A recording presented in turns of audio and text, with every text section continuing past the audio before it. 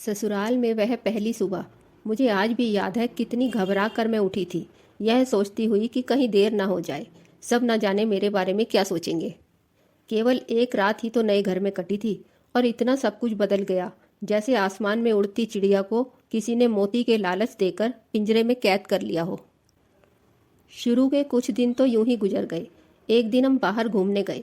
जब हम वापस घर आए तो सासू माँ की आंखों में खुशी तो दिख रही थी, लेकिन केवल अपने बेटे के लिए ही। मैंने सोचा कि शायद नया नया रिश्ता है, एक दूसरे को समझने में कुछ वक्त लगेगा, लेकिन समय ने जल्द ही एहसास करा दिया कि मैं यहाँ बहू हूँ, इसलिए मैं जैसा चाहूँ वैसा नहीं कर पाऊंगी। कुछ कायदा और मर्यादा है जिसका मुझे पालन करना होगा, जैसे कि धीरे धीरे बात करना, धीरे से हंसना, सबके खाने के बाद खाना खाना। यह सब आदतें मुझे अपने आप आ गई।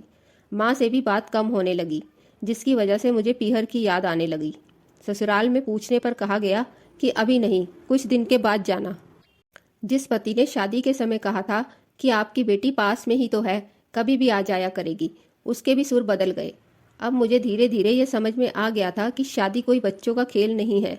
इसमें केवल घर नहीं बदलता, पूरी जिंदगी बदल जाती है। अब मैं कभी भी उठकर अपने पीहर नहीं जा सकती थी, यहाँ तक कि पीहर वालों को भी मुझसे मिलने के लिए पूछ कर आना पड़ता था। पीहर में जोर जोर का हंसना, कभी भी कहीं भी चले जाना, रसोई में से कुछ भी उठाकर खा लेना, अपनी मर्जी का करना, यह सब यादें बनकर रह गई।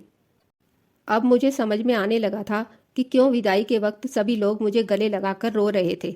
असल में मुझसे दूर होने का एहसास उन्हें हो रहा था, लेकिन एक और बात थी जो उन्हें अंदर ही अंदर परेशान कर रही थी कि अब जिस सच्चाई से मुझे इतने दिन दूर रखा गया है, वह सच्चाई मेरे सामने आने वाली थी। पापा का ये झूठ कि मैं उनकी बेटी नहीं बेटा हूँ अब और दिन नहीं छुप पाएगा, जो कि उनकी सबसे बड़ी चिंता थी कि अब उनका बेटा, जिसको कभी भी बेटी होने का एहसास नहीं कराया था, जीवन के इतने बड़े सच से सामना करने जा रही थी। वही माँ को भी चिंता सता रही थी कि उनकी बेटी अभी तक कोई एक काम भी नहीं किया करती थी, अब वह पूरे परिवार की जिम्मेदारी कैसे उठाएगी।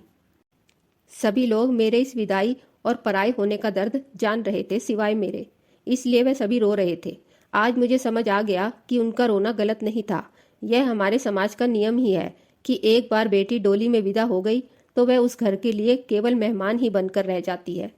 फिर कोई चाहे कितना क्यों ना कह ले कि यह घर आज भी उसी का है, सच तो यह है कि अब वह कभी भी यूं ही अपनी पीहर नहीं जा सकती। चाहे कितनी भी समस्या और परेशानी क्यों ना आ जाए, मुझे ही हल करना है, हंसते हुए या गम छुपाते हुए। दोस्तों, आपको एक बेटी की कहानी कैसी लगी, कमेंट करके ज़रूर बताएं। अगर अच्छी लगी हो तो लाइक करें और चैनल को सब्सक्राइब करें।